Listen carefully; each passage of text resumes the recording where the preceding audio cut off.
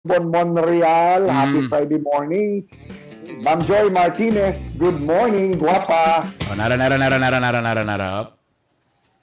Sigurado nga malingaw niya si attorney sa niya. Nara, siyempre, ang controversial. Ha? Ang controversial nga Tuwalya. fried chicken nga tualya. Fried labakara.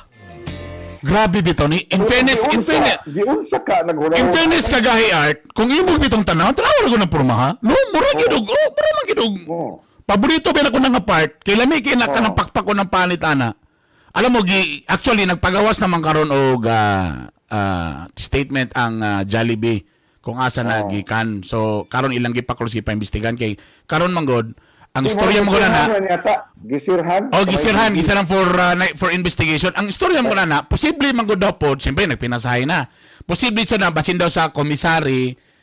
Tapos diya gidiretso giprito, pero namay nag-ingon ato nga mga kaila sa Jollibee nga pag ana daw diya marinated ra na.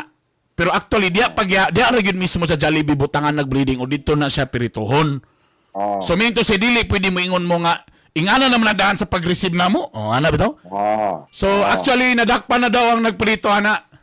Oh. Si McDo.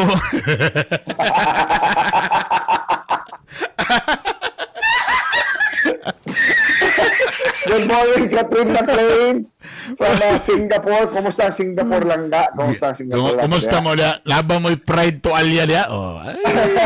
Grabe ni ka trending karon. So karon gibuhatan og mga memes nga nanan ni sila sa meal.